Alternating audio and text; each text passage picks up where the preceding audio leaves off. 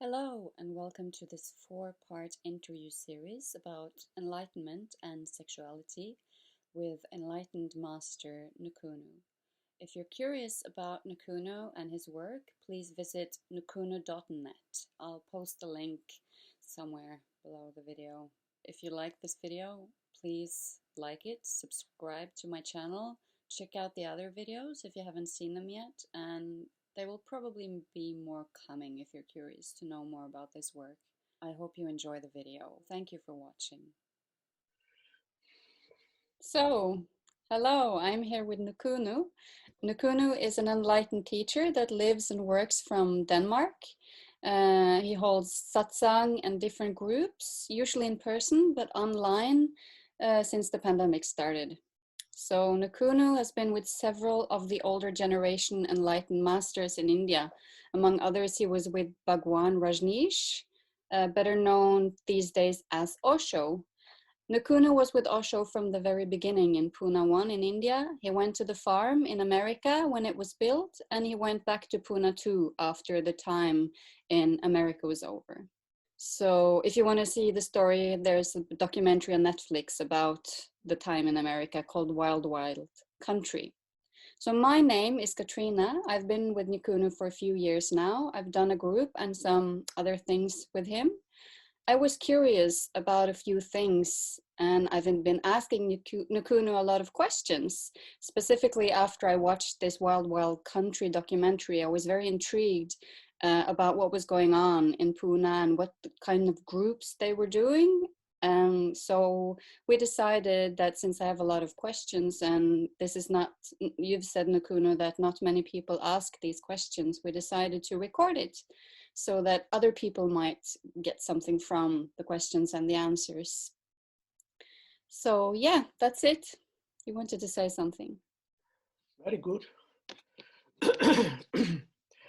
This about sexuality and enlightenment, it's a very misunderstood question. And the whole issue about enlightenment and sexuality is really needs some clarity, because there's so much going on around that that is not true.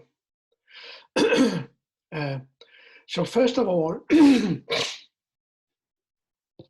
I want you to know that you are not sexual, it's your body. And that you will know when you realize yourself.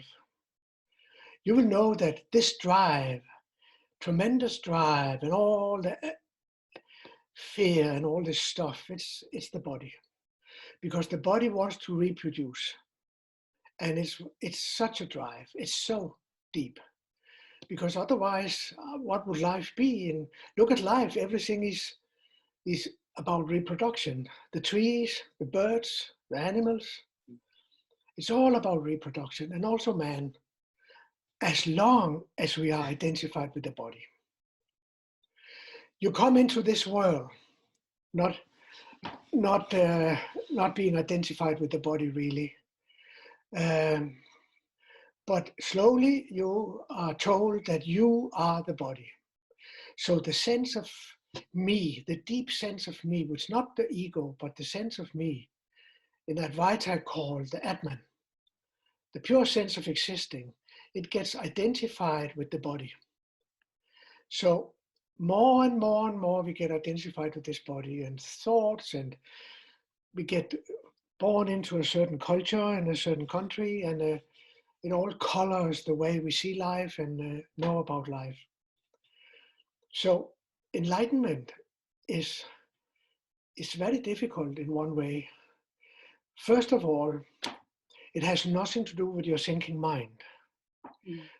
And that makes it very difficult, because people, especially in the West, knows nothing else. Words, words, words, concept, concept, concepts. We have a science that can send a rocket to the moon, but we have no idea about who we are. Very few in the West.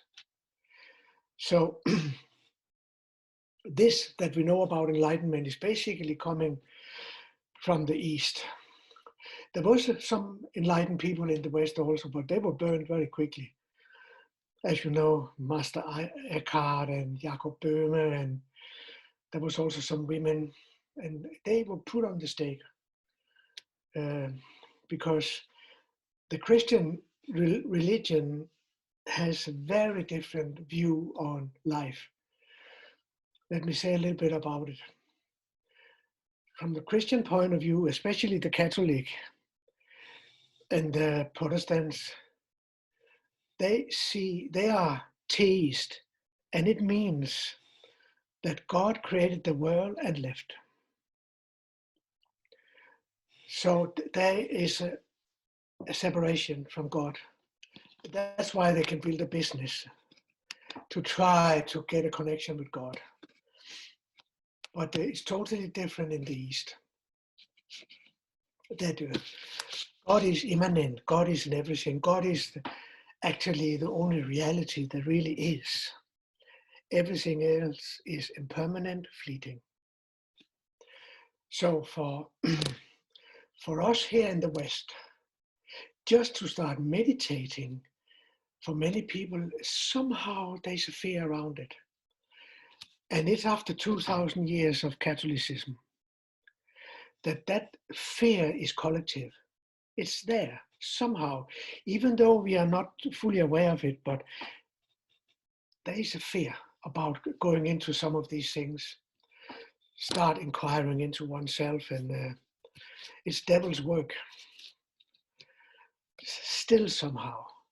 So it also makes it difficult for us to start going in, and we don't wake up unless we go in.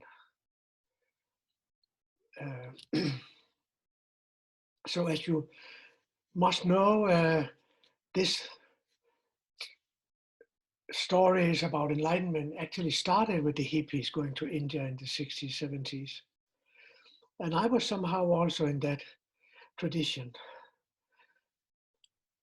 I went to India in 79, but the hippies has already started late 60s, beginning of the 70s, and met the gurus, the Advaita, the Buddhism and all this, which is a non-dual teaching, and where enlightenment is what we are here for. And if you look at the old Asian culture, enlightenment and awakening is a very, very deep part of it. We could talk a lot about that. But let me come back again. We are not sexual. It's the body that is. So the moment you awaken, you suddenly come out to a space that is free, totally free. And then you say, I have a body, but I'm not a body. And it changed the whole way of dealing with sex. Because otherwise, sex is such a force and so much fear around it and so much repression and God knows what, depending on what culture you're coming into. And the reason why also that sex has been so repressed is because that all religions try to use it as creating fear in people. Can I just mention one thing? When Nukunu says coming into, he means the culture you're born into. So to control people, you had to create fear in them. And that's what the organized religion has been doing. They have been using sex to do that. Because if you start condemning sex, which is such a vital force in people, then you start creating fear in them. And then you can control them. And it's the device of all the organized religion, also Islam, Judaism, and somehow also in the Hinduism. But you have to understand one thing, it is that all these deep teachings like yoga, Tantra, meditation, they come from matriarchate in Asia 4,000 years ago. And it turned into a patriarchate with all the perversions, with the controlling of women and controlling of children. But actually, all this Tantra and yoga and all this come from the matriarchate, where there was not ownership of women. And and the repression of a woman was not known. So there's a lot to say about these things. But let me come back again. The moment you have an experience of that you are not the body, you will realize a space that you will know it was there before you were born, and it will be there after you are dead. So the whole fear of death is gone. In a way, you are already dead, being identified with the body, because it's just slowly dying. I'm sometimes thinking about what are we congratulating people with on their birthday? One step closer to the grave or what?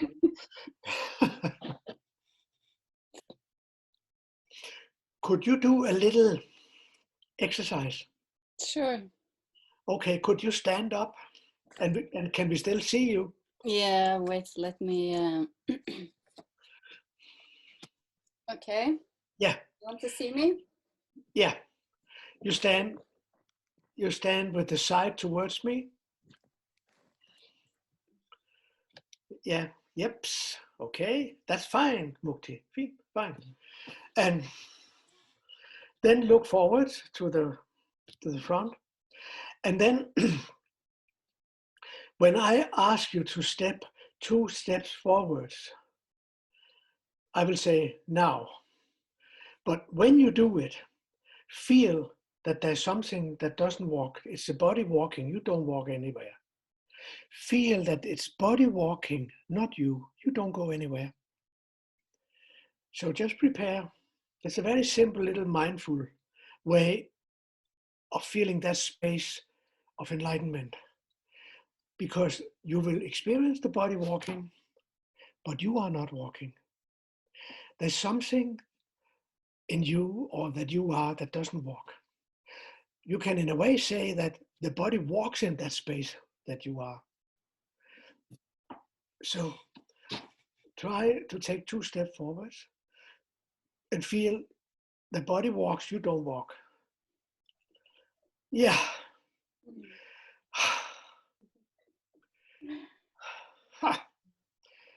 You can, yeah. Backwards also. Backwards. Yeah. It's Could you funny that walk? we do this exercise because I've been doing this when I sit in the car. When the Really? yeah, I've been doing it a lot lately. I've been sitting in the car and I'm just really being that which doesn't move. And then I can see the road is coming and everything is coming, but I'm not moving. It's very interesting and very woo, and it takes you really into you. I have had people having awakening moments in the car. I also have some people in Sweden that say, but Nukunu, I used the car, I woke up Yeah. driving. Because it's a very good place, as you say. Actually, it all goes on by itself. You have to do anything. If you are a little routine of in the routine of driving, you know very well that we sit into the car and it just goes on by itself. We relax. So it's a good one. So could you feel a little bit what I talk about, that there's a space? Absolutely. Absolutely. Body walk, but you don't walk. This is, in a way, an awakening, a sudden, subtle awakening. But we had to deepen it, of course, more and more and more, through meditations and through becoming more and more aware of it and stay in it. When I walk down to the sea here, I'm always doing this mindful walk. That and I'm becoming totally one with everything. The trees, the ground, everything is somehow some movie in me. It's a movie, but I don't go anywhere. And I'm not Also a felt tree. this, yeah, yesterday actually I had a very difficult situation with my daughter, and I just catch myself, and when I just sort of expand who I am into everything, then the whole situation becomes not as dangerous. It's like, oh, whoa, this is what's going on. Instead of having this view, it's like, oh, whoa, I am everything that is going on, and I am also her. And then I can meet her suddenly. Yeah, that's right. It's very good that you are. I didn't know that you were working like that. It's somehow you stop and you just know that everything is going on in you, but you are not it. Yeah. You know it, and you go into this knowing. Mm. I sometimes, when I was cultivating this enlightenment after it happened, if I was far away from it, I would remember a situation standing with the Ganga in Rishikesh, because that's where I felt it so totally, that it's all a movie in me. I'm not going anywhere. I'm not doing anything. It's just Ganga is flowing in me in a way, but not the me, not the ego. I also sometimes say it's flowing in the heart. Mm. So we don't believe it's a ego. Yeah. Okay, so in a way to awaken, you go so totally into the world and the body that you see there are no world and no body. Mm. You do that. You don't pull away from anything. Mm. Whatever attachment you have, whatever desire you have, you go totally into it and see it's empty. So that's why they missed the point. Many people in India, that they are repressing sex. The sadhus, you have to go so totally into sex that disappear, that it become your enlightenment. Mm. And that is, of course, Tantra. Yes, that's interesting you mentioned, because that's what I'm mostly curious about is how do you do that? I mean, I know Uh, you did a lot of groups with I will Bhagwan. talk about it. So Osho's basic teaching was live totally, but with awareness. Mm. So if you go totally into any experience Mm-hmm. without bringing the mind into it, no thinking, just feeling it totally, experiencing it totally, it becomes impermanent. It disappears. This whole world that we feel is so substantial, so real. We even think that it exists independently of us in the West, that it's out there physically. We are so low in our understanding in the West about reality, Mm. because it's all yourself. Mm-hmm. So when the sadhu, they have to live in celibacy, so they cannot look at a woman. They have to chant mantras to close down their sexuality, and it doesn't work. Mm. That's why it becomes a perversion often, because it's still there, the drive for sex. And if you have such a drive for sex, you cannot realize that you are not the body. Mm. You cannot. So that was one of the things in Puna's days, that we were experimenting with all these repressed feelings, situations, Mm. to face them with awareness. But of course, Osho could not be in all the groups. It was still unaware people that were leading the groups. Therapists from the West, very good, fantastic therapists, but they were not awakened. So they could take us to a certain point. They could help us to live totally. And we did all kinds. But if you had a sexual fantasy, we played it out in groups. I remember a woman that, it was a businesswoman, and it was also one of these sexuality groups. And she always had this fantasy that she would like that when she was sitting in a meeting, that a man would come underneath the table and pull her pants off. and start playing with her pussy. Mm. So we played it out. Mm. And of course, we had a lot of fun, a lot of love, and a lot of. But we didn't really understand fully that it's about realizing the impermanence of all experiences. We didn't really know. There was nobody of the therapists that really understood it fully. So I'm so grateful for these days. I, I, I played everything out that I would like to do. We had group sex and we had all kinds of things. And we also had, of course, encounter groups with violence. The Germans needs to come into encounter groups. Mm. The Germans those days were still very repressed, much anger. Mm. And you got also to see how different nationalities have different problems. Mm. Italians, they have a lot of problem with sex, more than anybody else, Mm. because of the Catholicism. You could see it very strongly. And the Swedish and the Danish were more free. Mm. And in those days, especially in Pune too, I also work as a therapist. So I work with all these different nationalities and learned also a lot about how strong an impact a culture has on us. Mm. The language we are brought up with, the whole way of living we are brought up with, and how it determines us. Mm. It's difficult to come out of it.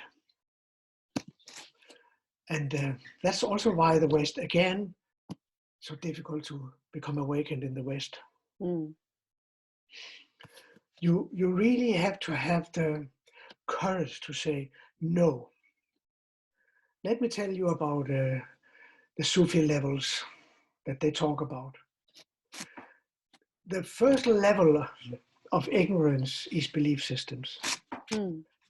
And 99 to 9999% of the world population lives in belief systems. Mm-hmm.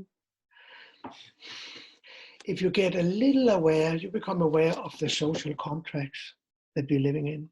Mm. Oh, slowly we start becoming more aware, but who am I really? All these social contracts that I'm living in, it's not me. And when you start seeing these social contracts, you become the saint ego, as they call it. You start becoming kind of a saint that can see through it intellectually. But this is just the beginning.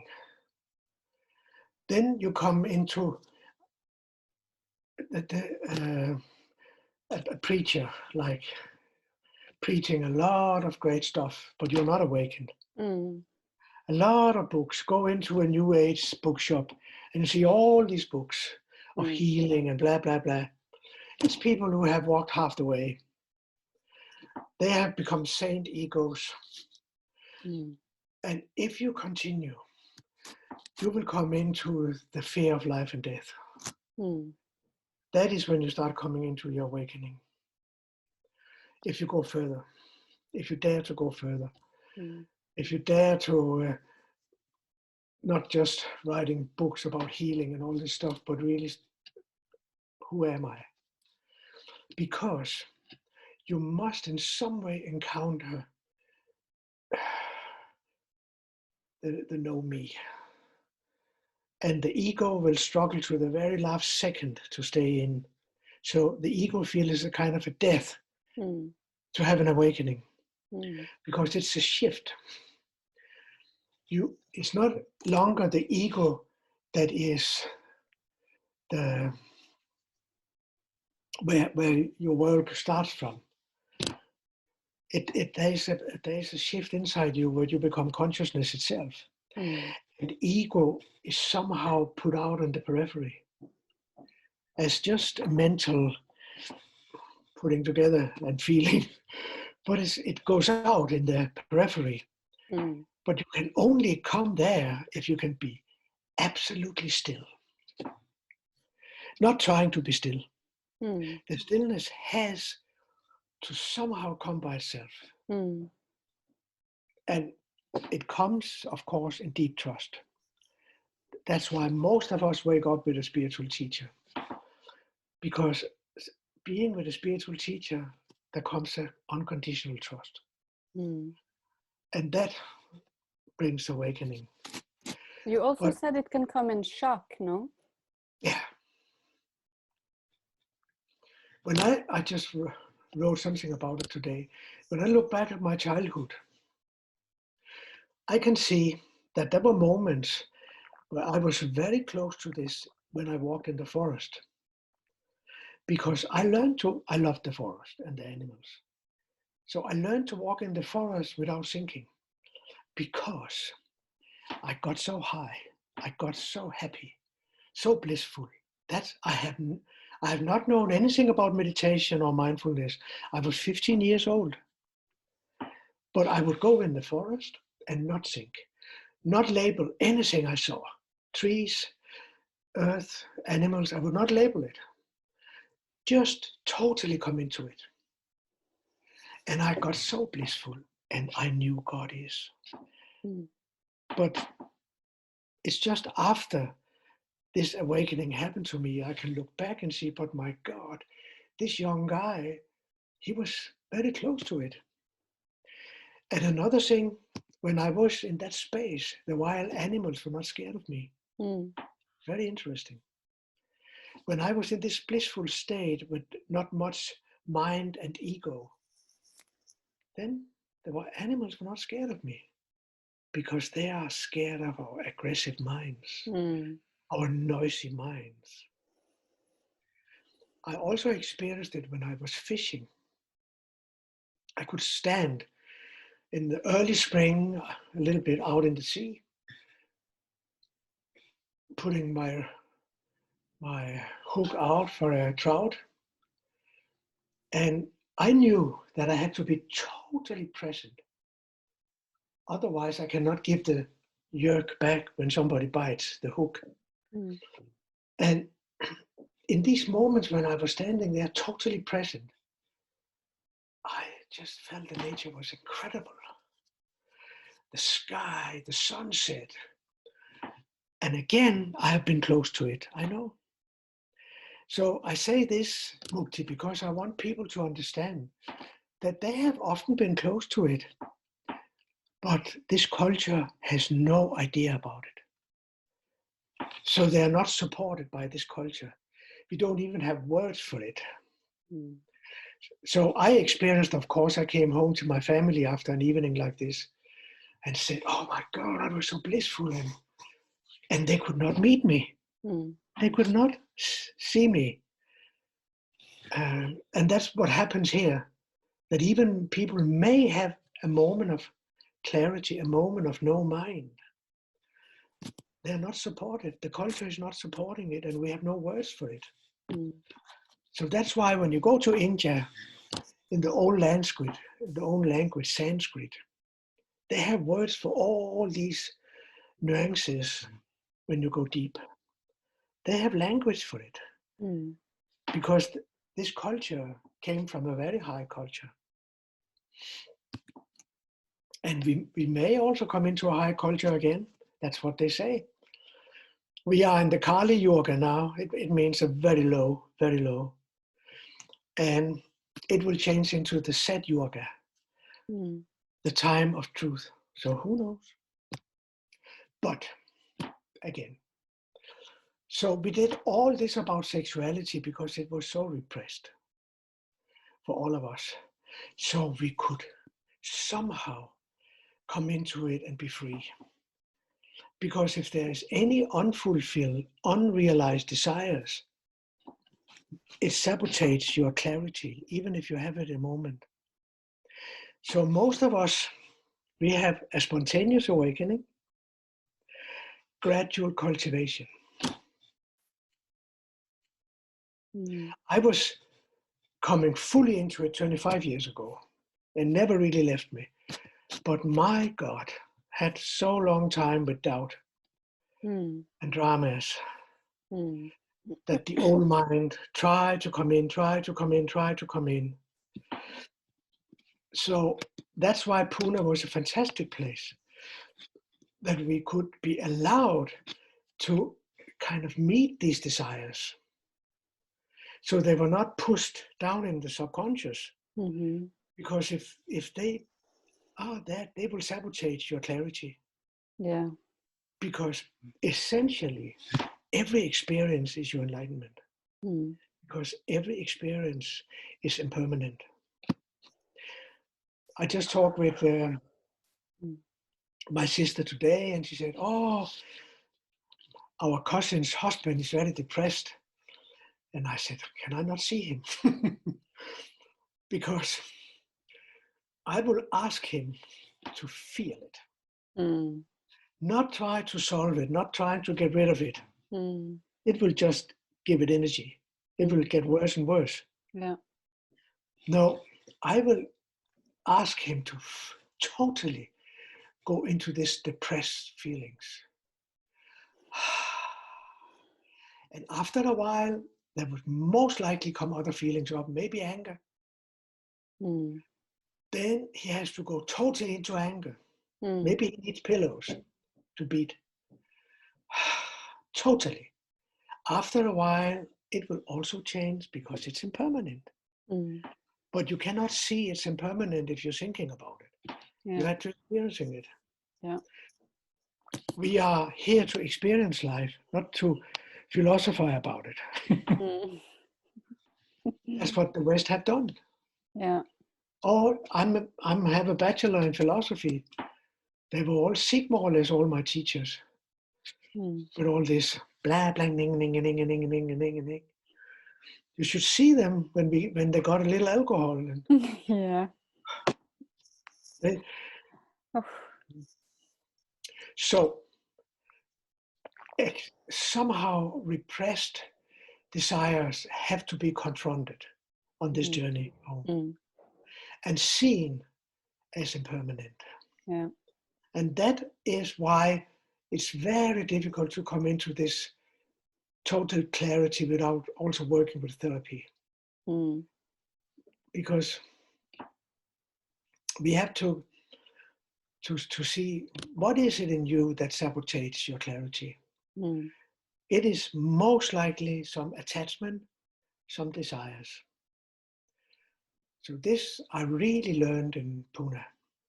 Not that it's impermanent, but I'm so grateful that I be allowed to live all my imaginations out in love. There was so much Mm. love in these groups. And if you see these now with Netflix, I was there when they was making this movie. I was there to the very end. And we forget to tell also about the incredible love and trust that was there. Yeah. Whatever Sheila did and whatever is the truth. I was reading her biography, and it's another story. Yeah.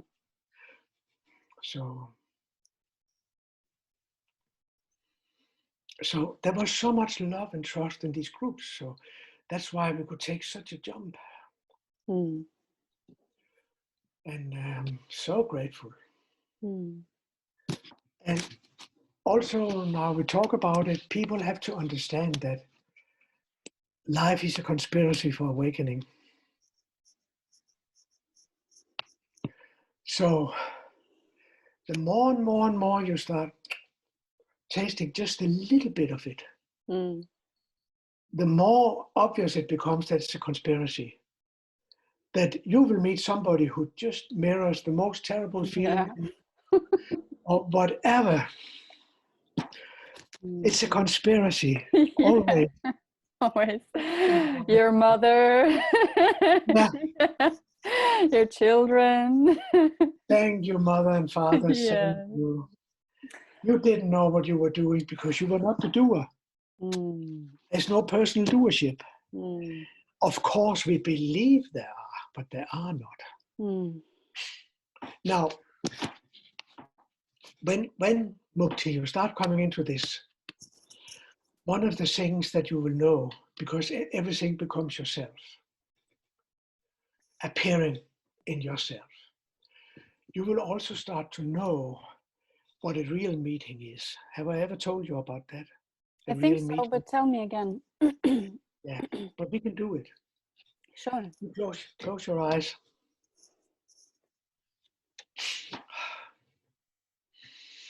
And go as much as you can into your heart, into your clarity, into this space. As much. Yeah. Now we have to do it a little quick, but otherwise you can actually always do this little meditation, even if I'm not with you physically or on the net. Feel, feel, feel. Feel this place that doesn't change. In the beginning, this place is just an experience, but it's okay. The place that doesn't change. In the beginning, it's an experience. When you awaken, you become it. You become that place that doesn't change. Mm. It's no longer an experience, it's something you are. That's the awakening. But it happens, it's a shift, as I tell you. Feel it. And then invite a meeting with the same place in me. Oof. Yeah, you're kind of reaching out and want to meet the same place in me.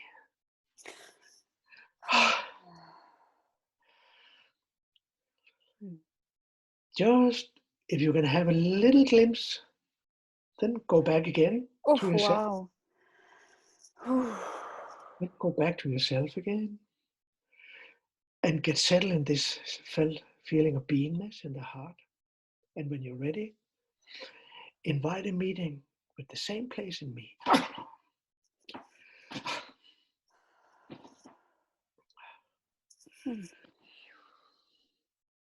Wow.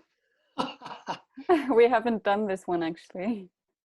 Now you're coming into the non-dual. This is the end of Tantra. Oh, Tantra, Tantra starts with the body, but when you come here, as you did now, Mukti, with glimpses with me, it's not the body. We are not touching, we are not making love, we are not struggling with another body. No, that's why you will see that the tantric couple, in the end, they sit with distance. There's, as far as I know, there's nobody really teaching this in the world today, because the most of them that give tantra groups, they don't know. They just work with all the troubles with the sex and the body and try to free the sexual energy. But that's just the beginning. Yeah. You slowly, slowly become desireless.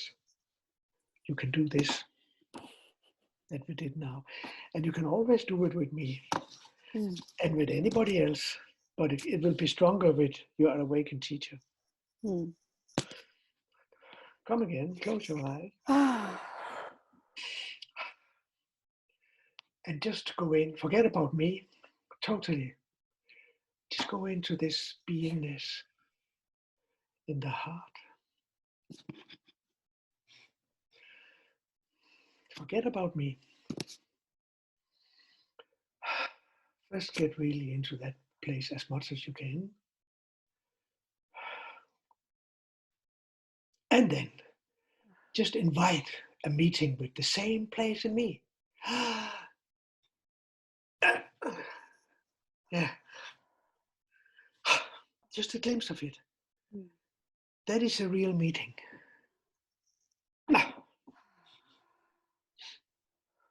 There is not two.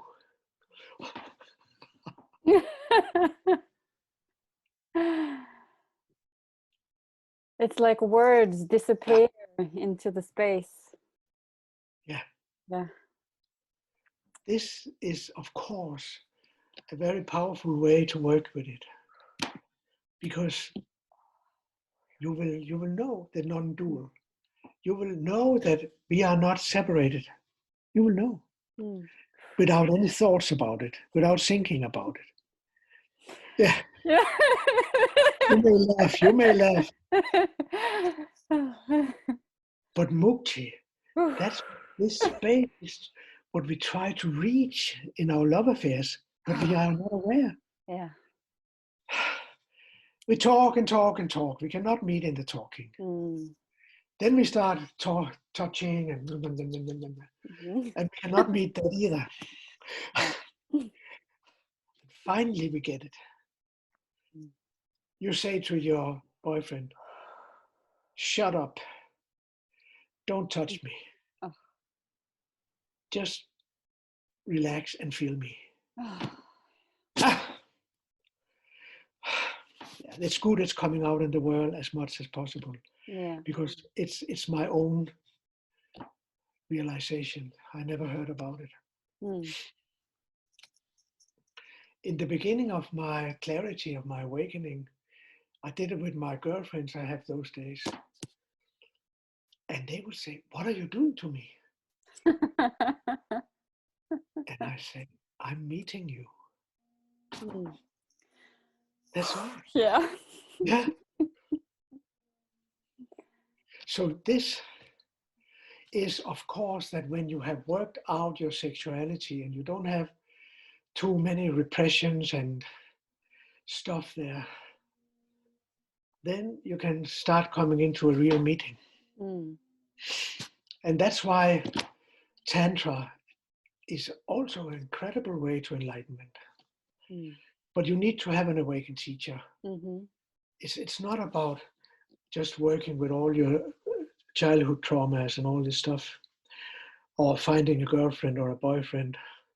I think mostly what they do in Engelbach, they go to the Tantra groups to find a new partner. Yeah. I guess so.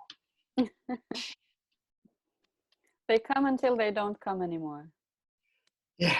Isn't that how it is? Yeah.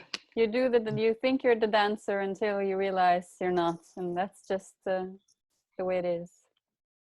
So again and again and again, it leads back to that you are not the body. Yeah. And it's very difficult to talk about what it is because the mind don't understand it. So just feel free that the mind cannot really understand it. No, it's not stillness. No, it's not love. It's a fourth dimension. It's beyond time and space.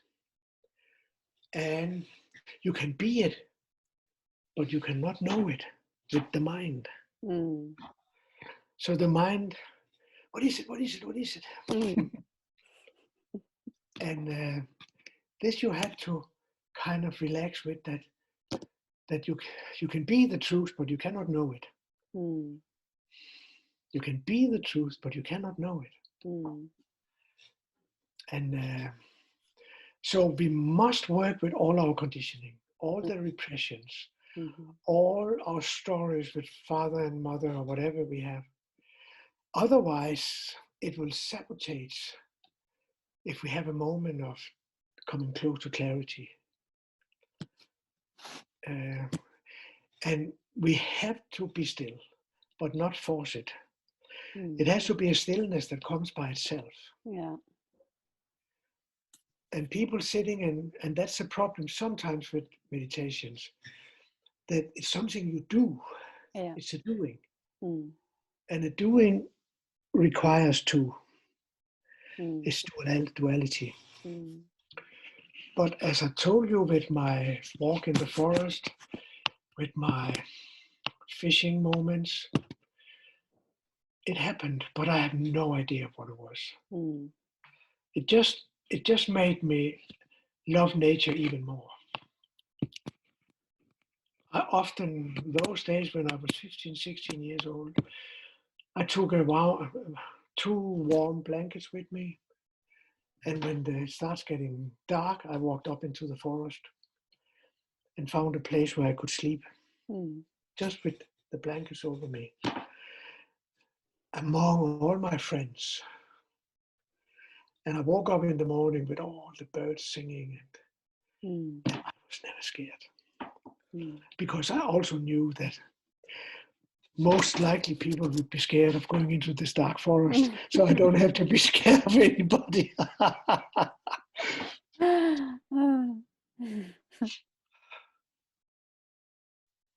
So that was a little bit about sexuality and enlightenment. Mm-hmm. So you cannot jump over anything. This is, I mean, there is ashram, maybe still in India, where even small girls are not allowed. So if there is such a repression, you cannot come into it. Simply because you use all your energy to hold it down. Yeah. Do you have something to talk about?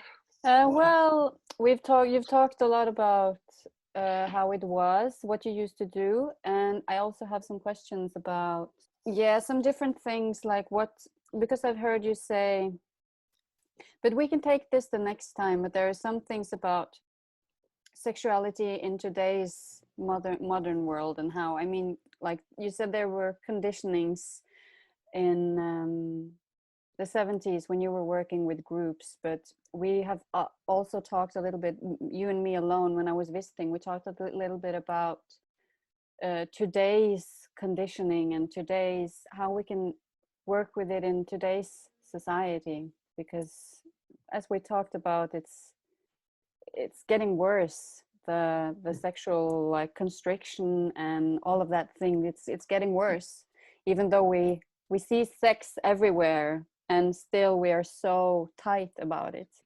It's not natural. It's I see that the whole Western society is rigid.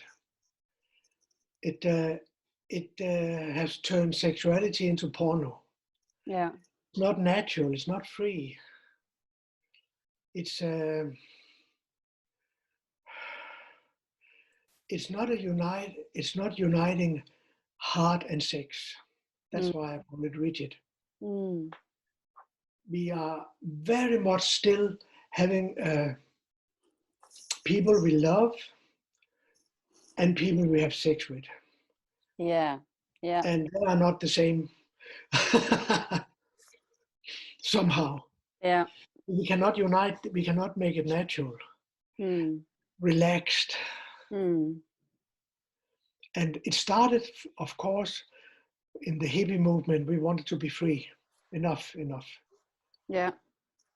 So, and there was many good things in it, certainly. But I started doing groups with sexuality already I have to think about now, in the beginning of the 80s. And I could still do groups where people were naked. Yeah. And they were more courageous. They were more open.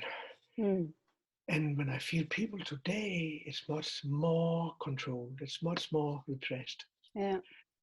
It's not good. And people are sitting on all these porno movies instead of,